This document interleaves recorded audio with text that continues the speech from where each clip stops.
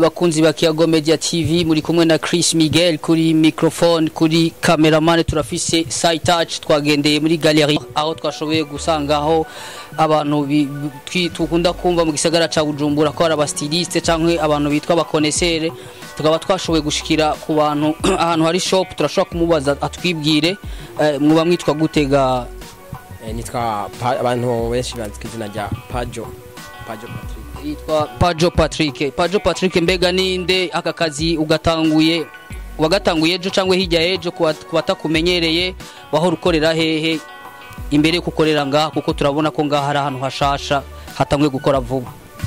Ego kubatanzi nitwa Pajo nyene uko nyene bivuze ariko sindi ubu natanguye kuva mu isoko nkuru narakoreye mu isoko nkuru hanyuma isoko nkuru ya Bujumbura imbere yo kwisha. Ego isoko nkuru ya Bujumbura imbere yo kwisha ndava mu isoko ndakorera mu isoko ya Jabe amandi mukandaza ni isoko mu Jabe yacisha oya barayisubiyemo tuza ngaha muri Le Parisien niho twakorera naho ndi ngaha. Ego reka tubasabe akanya gatonye tubabaze uko musanzwe mubayeho mu mibereho ya misi yose mu kazi kanyu mbega muba muhura niziye ntambanyi muhura nazo mu kurangura canke abakiriya banyu kuko dusanze muri kumwe n'abakiriente ngaha baza kubashorera kugira mushobore kuriha bino bibanza ni ikintu gikomeye cyane kuko turazi ko bizimvye kugira ushobore kuronka ikibanza nk'iki kuko mu masoko dusanga hari ububanza buto gasanga amafaranga muriha atangana nayo muriha ngaha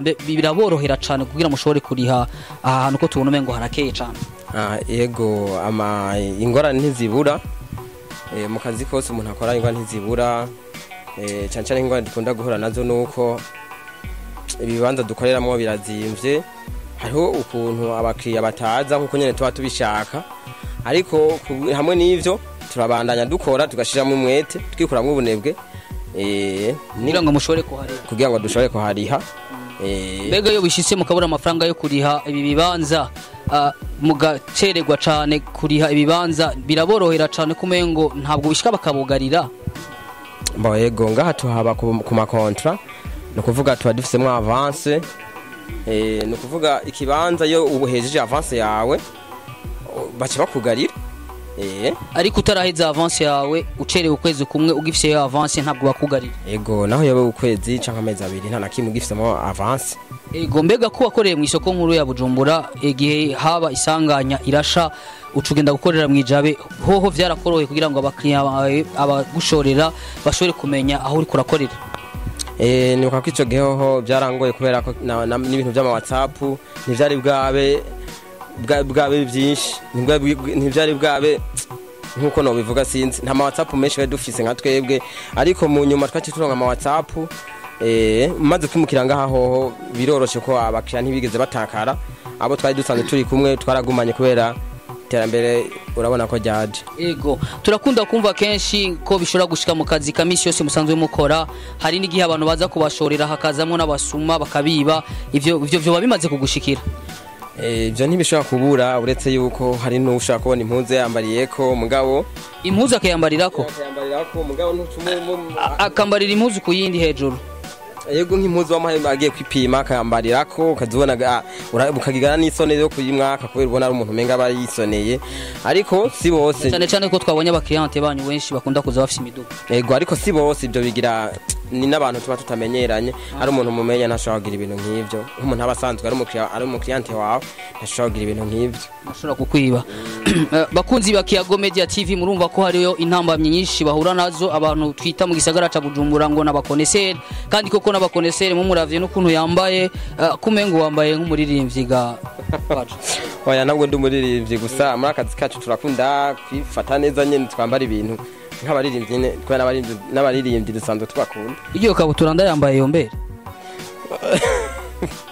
yo kubera ko rumwese biva ngira ngo bivana na guyi y'umuntu umwese bafise guyi. Ego bakunzi ba Kiyago Media TV nkuko muvyumvise Pajo aratubwiye intambamya akunda guhura nazo hama mugabo akaba afise akajambo kanyuma yobwira abantu sinogenda ntagize ico mvuze nabonye imashini yo gushona koko mu bisanzwe biragaragara neza ntimwibeshera ko muri abastyliste mu bisanzwe muri abastyliste kubona mwazanye n'imashini iyo mashini ikikora iki mu bisanzwe kugira ngo bibafasha iki kugira ngo imashini ibiri ngaha ga Pajo? Ego urakoze, urumva imashini twarabiravye nk'abakiriya bacu hari ukuntu duhangayika tugiye kurondera ukuntu tubagabanirishiriza impuzu, hari igihe impuzu zasegereye ku mibiri yabo bigasaba yuko tuzigabanisha, urumva ntivyo hora bitworohera, ubwo twaciye tugira akigoro kurondera imashini kugira ngo abakiriya bacu bazohore boroherwa. Mu majambo makenye gitumye ndakubajije ati iyo mashini nuko amashop yose nashoboye kurengana mu gisagara ca Bujumbura aho badandariza impuzu nukuri nta hantu nabonye hari imashini, nico gituma ndababajije nimwibaze ko ari urusaku nuko irahagaragara iyo mashini umuvuze ko ikibafasha kugabanya impuzu canke kugira iradufasha cyane cyane iyo abakiriya bakeneye kugabanisha impuzu, kuko hari impuzu bazise nk'amadefo ugasanga nk'umukiriya impuzu ntiri kuri taye yiwe, biba bisaba yuko bayigabanya bakayisubiramwo, cyangwa ugasanga ni ndende bisaba ko bayigabanya nk'uburebure. Nivyo hanitwa ngo ni yasi tugezemwo twumva ngo ibintu byose ni silmezire. Ego ni ndri iyo cameraman ako kantu urabana ukabika nakantu gashasha ngo ni ndri rero bisigura ko bica bigenda uko nyene mu bibuye, bisigura ko hari ikintu kiri kuri taye kugira bagume babegwa abakobwa mu gisagara ca Bujumbura. Rero twashaka tubamenyeshe bakunzi ba Kiyago Media TV nkuko musanzwe mukurikirana TV yanyu mumenyereye abari muri diaspora mu mahanga, no kuri ibintu bimeze neza kwa Pajo, tukaba tubasezeraniye ko Pajo asigaye akorana na Kiyago Media TV. Umuntu wese azogira urubanza cyangwa anniversaire, Kiyago Media TV nizo bayibereye kumufasha urubanza rwiwe. Pajo akajambo ka nyuma ko kubwira abakiriya bawe basanzwe bagukurikirana bazoze baraza hano. Ego ko asanzwe batuzi novuga no basaba yuko ego nkuko ndabahaye karibu izere kutazimba sinzimba kabe n'akabe keza kabe kazimbutse, sikuvuga ngo turazimba kandi nk'abakiriya basanzwe batuzi twifuje yuko boza kuko dufite n'ibintu byiza cyane two tujana n'umwanya. Ego murakoze cyane bakunzi ba Kiyago Media TV, ndibaza mwumvise yuko ibiciro biri hasi cyane kwa Pajo, muzoze kumuteza imbere. Naho ubutaha mwari kumwe na Chris Miguel kuri microphone, cameraman sinamwibagiye Sai Touch. Ciao.